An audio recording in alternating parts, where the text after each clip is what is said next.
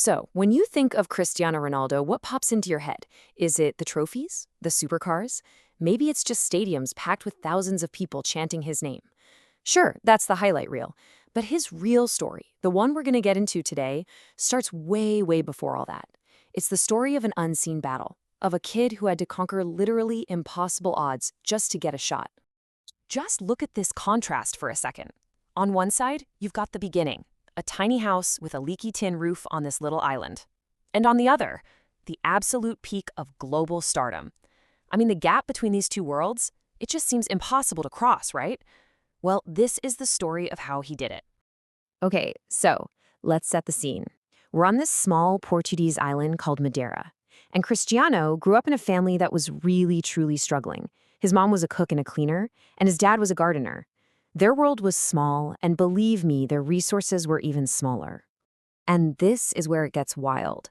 The guy who had become famous for his golden boots, well, he started with no boots at all. He was just a kid running barefoot on these dusty, uneven streets, and his only real possession was a football.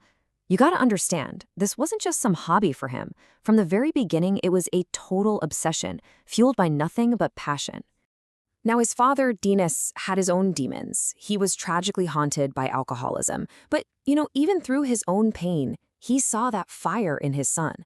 He volunteered at a local club, and he always made sure Cristiano had a ball at his feet. It was really the one escape he could give him. And then there's this, and honestly, it's maybe the most powerful detail of his entire story. His mother later confessed that because they were so poor, she had actually considered not having him. Now, instead of letting that break him, Cristiano somehow turned it into his ultimate fuel. He came to believe he was here for a reason, to prove that he was meant to live. And it was that incredible drive that led to this one moment. At just 12 years old, everything is about to change. Sporting CP, one of the biggest clubs in Portugal, sees his raw talent and offers him a spot in their youth academy. But this golden ticket, it came with a huge, huge price. He had to leave. He had to leave his family, his island, literally everything he had ever known. Can you just imagine that for a second? Being 12 years old, packing a tiny bag, and getting on a plane all by yourself, promising your mom you're going to make her proud. This wasn't just a move for him. It was an enormous sacrifice, a total leap of faith into the great unknown. But Lisbon, well, it was no fairy tale. It was cold, it was lonely, and it was brutal. This is the chapter where the boy gets forged into a warrior. Not just by the training, but by facing one trial after another. The other kids at the academy, they were just merciless. They made fun of his thick island accent, and they called him a crybaby because he'd often cry at night, just missing his family so much. So what was his response? He didn't fight back with words. He took all of that pain, all that loneliness, and he poured it out on the training pitch, working harder and longer than anyone else, usually all alone. And just when he was starting to really make his mark, boom, the ultimate challenge hits him. At age 15, doctors deliver some absolutely devastating news that threatens to just destroy his dream before it could even get started. He was diagnosed with a racing heartbeat. And look, this wasn't some minor injury he could just play through. It was a serious medical condition. The doctors told him he might have to stop playing football. Forever. The one thing that gave his entire life meaning was about to be taken away from him. And his reaction to this tells you everything you need to know about the guy's mindset. He went and had laser heart surgery to fix the problem. His mother was terrified, but he was calm. Why? Because for him, giving up just wasn't an option. It wasn't even in his vocabulary. Just a few days after the operation, he was right back on that pitch, training like nothing had ever happened. So, having survived literally every challenge thrown at him, this is where the transformation really completes. He goes from being this tough, talented kid to an absolutely unstoppable force of nature. And it all starts with a single friendly match that would go on to change football history.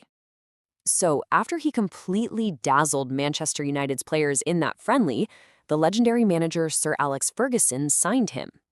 But Sir Alex, he didn't want a showman. He wanted a winner. He told Ronaldo, look, there's more to football than fancy tricks. End product wins games. And Ronaldo listened. He began to obsess over turning all that flair into just ruthless efficiency. But the trials, they weren't over. After a really controversial moment at the 2006 World Cup, the entire English press turned on him. He was actually getting death threats and seriously considered leaving the country. But instead, he channeled all that rage, came back to Manchester United, and had the season of his life, winning his first Ballon d'Or and becoming, without a doubt, the best player in the world. His dominance was so complete that in 2009, Real Madrid didn't just break the world transfer record, they shattered it to sign him. This £80 million fee, it wasn't just a number, no way. It was a statement. The boy from Madeira was now officially the most expensive, most wanted player on the entire planet. And once he got to Madrid, he became something else entirely. He became a goal-scoring phenomenon. Over 9 seasons, he scored a totally staggering 451 goals in just 438 matches. Just stop and think about that for a second. He averaged more than a goal every single time he stepped on the pitch. That level of consistency, of lethal finishing, it's just almost unbelievable.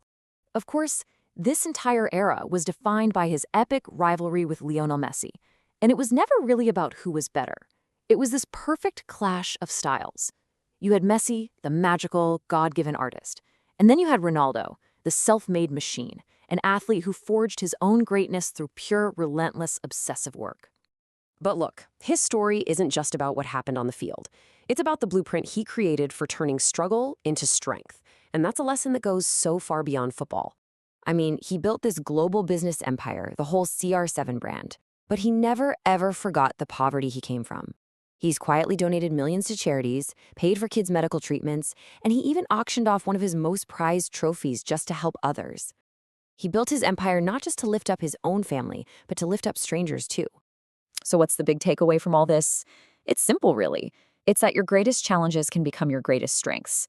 Every single time someone mocked him or doubted him or threatened him, he just used it as fuel. His entire life is proof that your struggle can become your superpower. And that brings us to the final thought. Ronaldo's story proves that our limits are usually just the ones we accept for ourselves. So the question really isn't about him anymore. It's about you. What limits are you accepting in your own life? And what are you going to do to break them?